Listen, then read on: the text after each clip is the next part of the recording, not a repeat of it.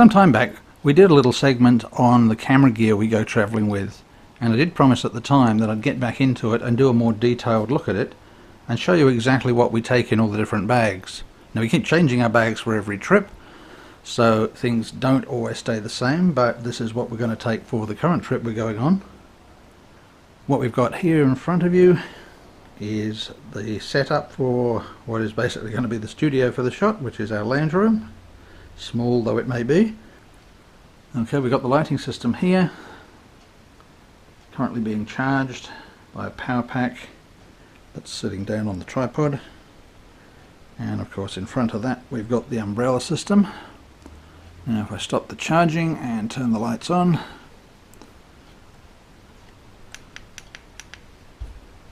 get some idea of the output from that. Fairly good. Once you come around the front, the diffuser on there, the umbrella acts as a light diffuser, and this is where we're going to shoot the video at the moment, just on the little coffee table down here.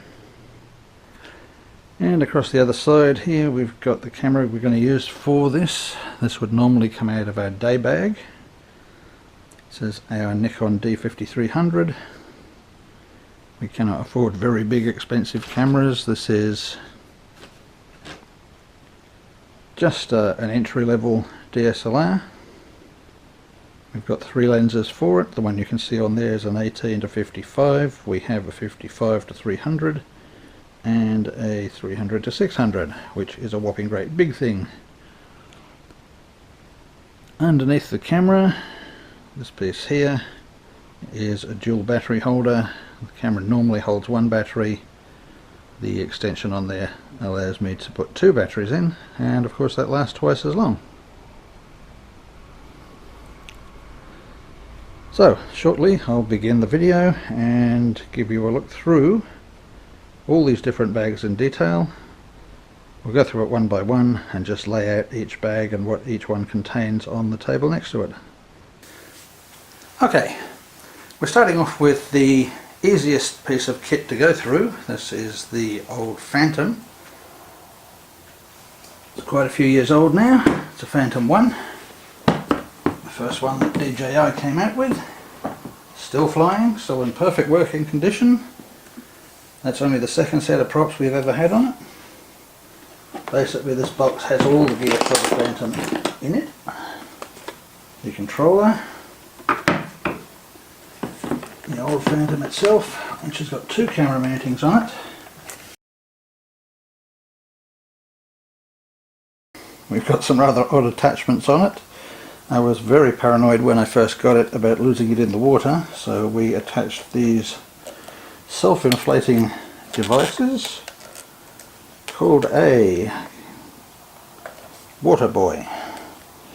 If they fall into the water, they are meant to self-inflate enough to lift over 1 kilo of weight there, and presuming they're still working, which there's no way of telling whether they are or not, if this actually did fall into the water and start to sink, the idea is they self-inflate, they break off these ends, pop up a couple of big balloons, and she floats to the surface.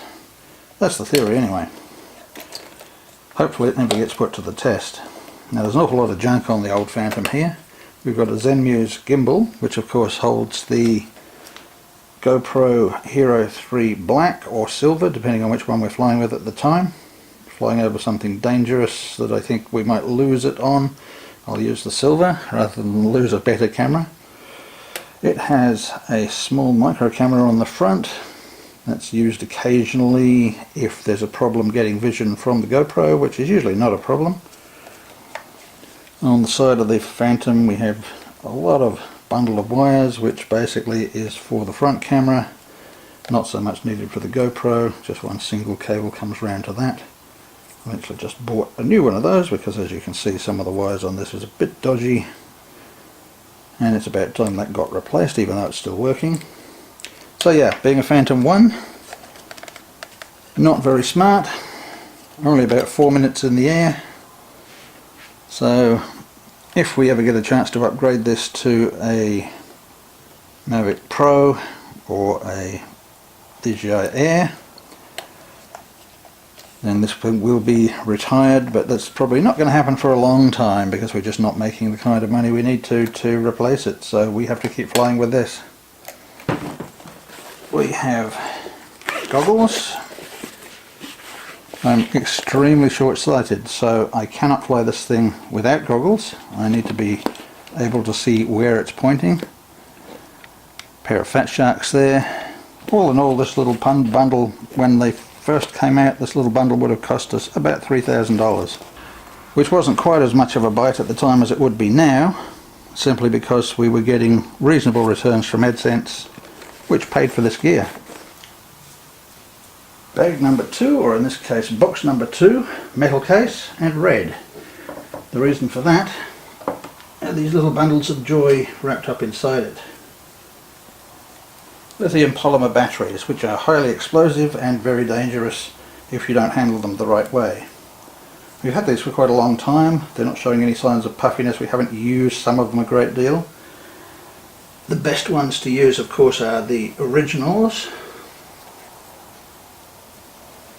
They fit better into the Phantom. Very small batteries compared to the new ones that have come out with the new Phantoms. And of course you only get 4 minutes out of that, 6 minutes if you're lucky.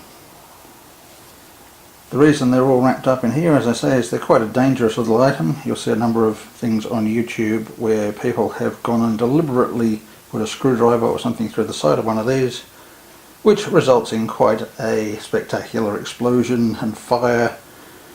People have had trouble with them when they haven't dealt with them properly, and as you can see in here, each one is individually wrapped in its own piece of fire blanket.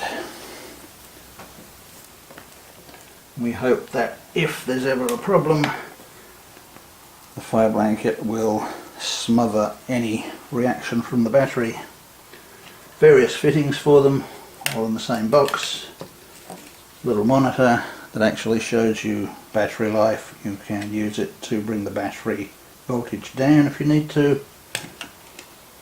And that's really all there is to box number 2. It's coloured red so that we can see it amongst other boxes. It's generally kept in a place where it can be got to very quickly. If something inside it ever does go off, everyone in the vehicle has got instructions to grab that and throw it out of the window. Box number 3 you've actually seen before in another video if you've gone through our collection. This is our battery charging box. All our battery chargers in one place so that we can easily get to everything. We've got one cable that plugs into power. That then powers all the rest of this. We've got some spare sockets here if we need other chargers. A 7-port USB. You can drop various components over there to charge up. That works pretty well. We've been using it now for a number of trips.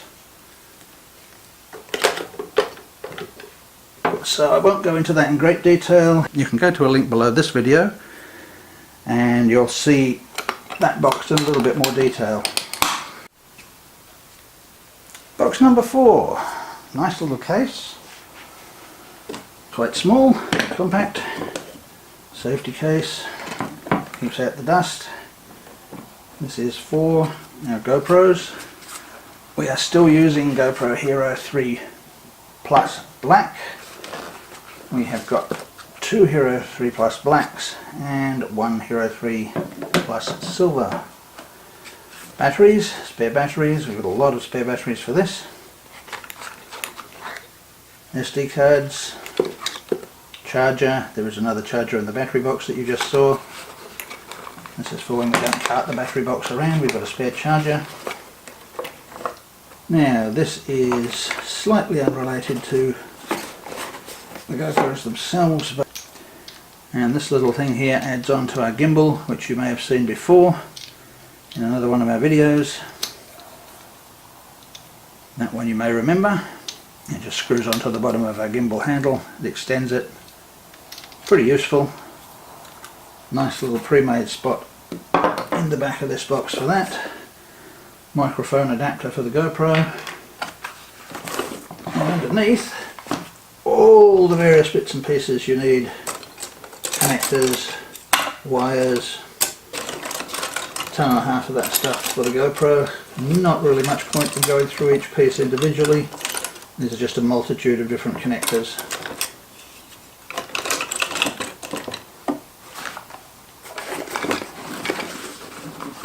We've actually had 5 GoPros in total. 2 of them have come to an unhappy ending, unfortunately.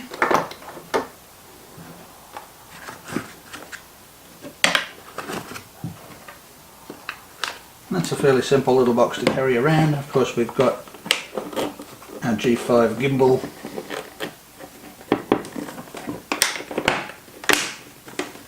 That goes with that, and that goes on our day bag, which will be the next bag we have a look at. Okay, and the next bag is the day bag. The Nikon that you saw just previously fits in here. Attached to that we have a little video adapter that's very useful. Sits on the back screen of the Nikon and magnifies the image, so that's brilliant if you want to shoot video during the day. Cheap little gizmo from eBay, very useful indeed, because it magnifies the screen and at the same time it also keeps the light out. If you're shooting in bright sunlight, you don't have any issues seeing the image that you're shooting. It's really a very good investment, and it was very cheap. I can't remember the price off the top of my head, but just a few dollars. Even came with a nice little pouch. The next attachment, of course, is the gimbal. Tech G5 version 2. This one you've also seen before in another video. Push the on button and up she comes.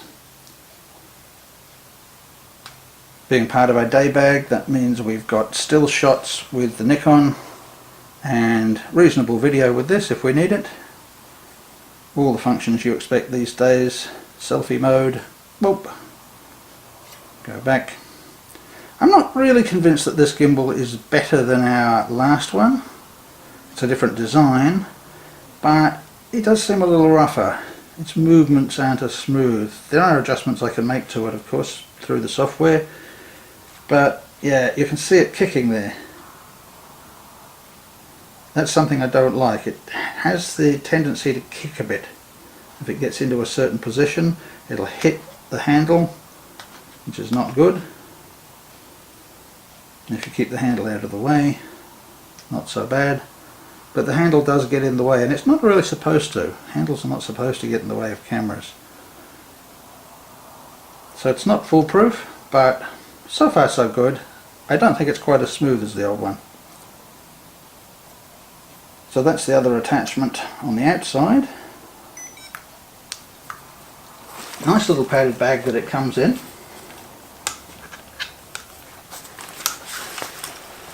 The bonus there is they've made it big enough to fit inside the bag with the camera attached, so you don't have to take the GoPro off every time you finish using it. All sits quite nicely in there. Another thing on the back here.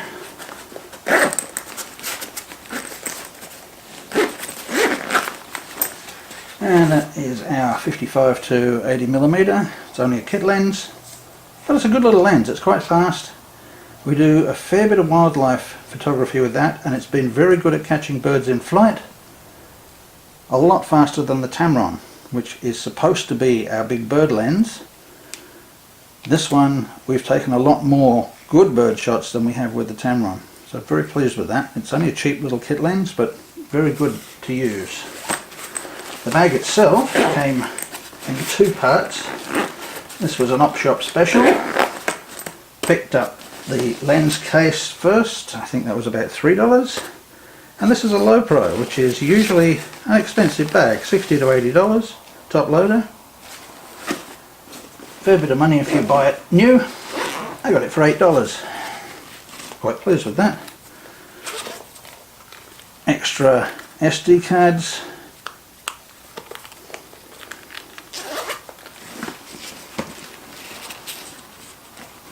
a bit of squirt squirt on the days when the photographer stinks, which I need right now.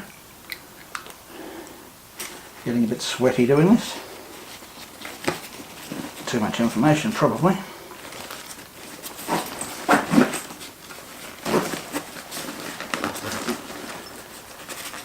And of course the GoPros come with a waterproof cover which is tucked away underneath it in the side here.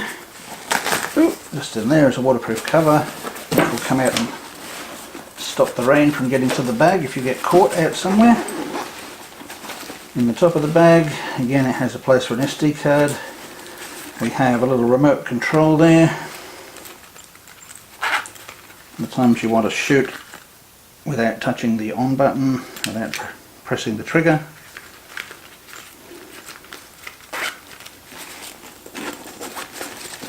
And other little bits and pieces like lens cleaning cloth. So if we ever want to go somewhere for a walk, we don't want to take all the other gear. That with a Nikon in it and the GoPro and the gimbal, it's probably 4 or 5 kilos all up, but sling it over your shoulder and it's not too bad. It's a good day bag, very useful. The next two items are a monopod and a tripod. The monopod is a MogoPod. We've added a little attachment here so that we can add a mobile phone to it. The reason we would want to do that is if you put the gimbal on the end here, you can then control the camera from the mobile phone. You can see what image you're getting. It extends quite a long way, and it's not just useful for cameras, it's actually a good boom. If you want to put a microphone on the end of this, you can then attach this to a tripod, and I assume that's why they've put the connector on the side here. You hook that up to a tripod, whack a boom mic on the end of that, and you've got a boom set up. Very cheaply really, compared to buying a dedicated boom. You just put it on a spare tripod and you're away. So yeah, we use the MogoPod a lot. It's a very useful bit of kit. These attachments you can get of course on eBay. They're available easily. Anybody can just look up. The Velbon, I won't bother getting it out, it's only a tripod. We've had it for years and years and years and years. I don't even know how long I've owned this for, but it's probably the oldest piece of kit I've got. It's a dedicated video tripod, so it's got a fluid head. That makes it very smooth when you're panning for video, so that's useful. That goes with us everywhere, and it pretty much always has. Now last but by no means least is the big bag. The big bag carries all the heavy stuff.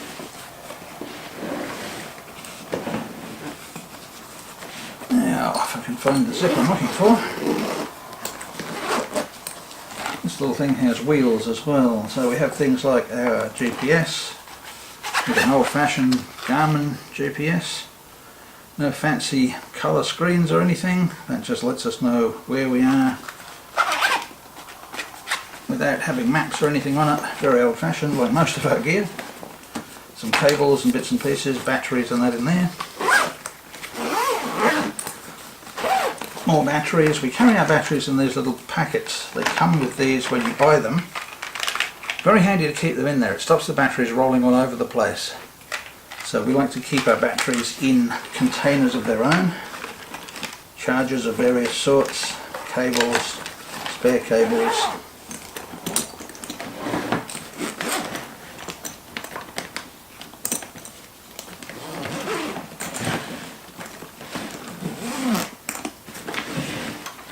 Okay, this is the main section. That is a bag in its own right, it lives in there. Here is our big Tamron 300 to 600. Looks impressive.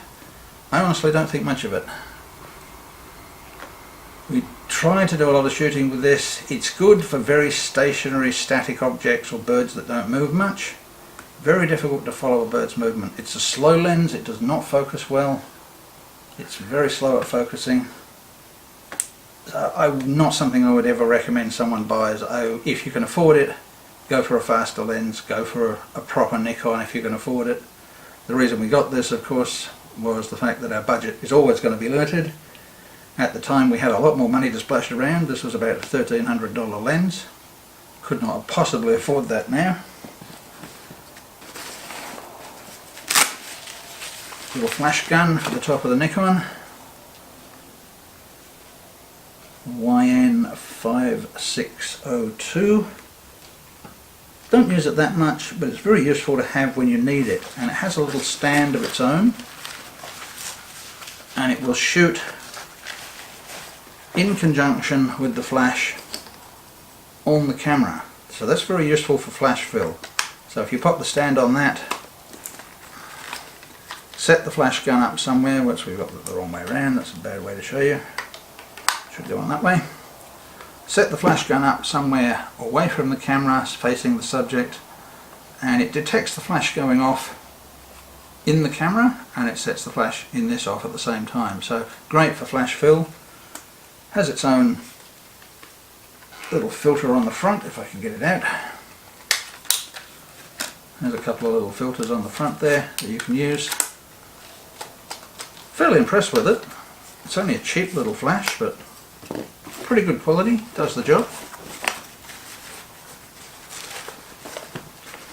Also comes in its own nice little case.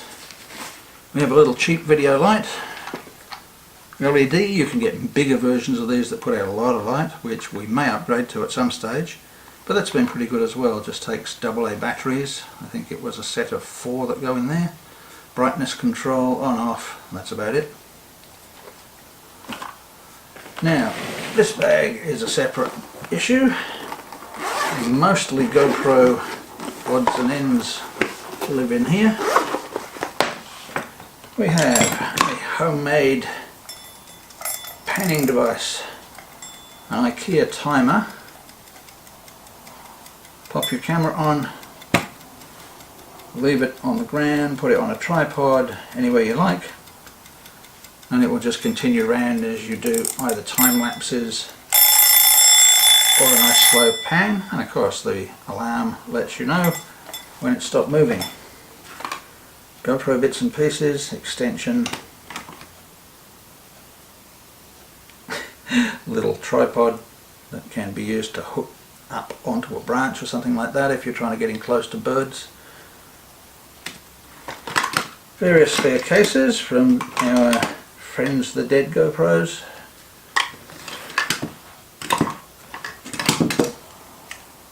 A stick-on for a mobile phone if we want to put that on a window somewhere. Little tripods. Another little tripod, I should say. If I can get it to work. Okay. I do have feet for that somewhere. I think I've got another foot for that lying around. But a handy little device. There's a handy little tripod if you ever need something quickly to set up. Folds flat, which is very useful.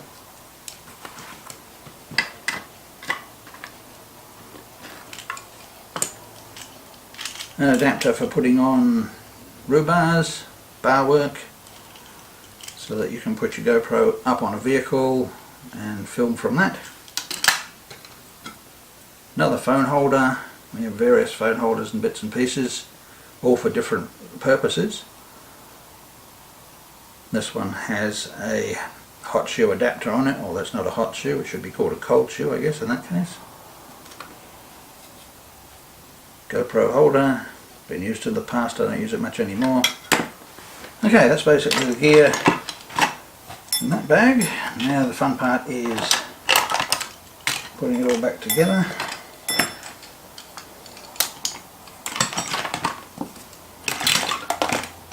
More or less fits. Oh, some extra attachments for the GoPros, stick-on attachments that we haven't used for anything yet, in case we want to stick it up somewhere.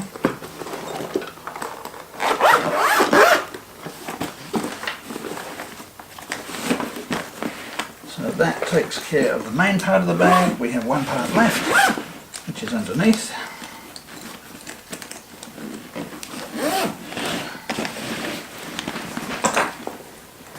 Actually a great little bag this, it holds a lot. First box is our radio mics. These are used when you want to shoot at a distance, which I guess I should be doing now because the sound on this is pretty horrible from what I've heard so far. These are our Boyas. They're relatively cheap, but they do a good job.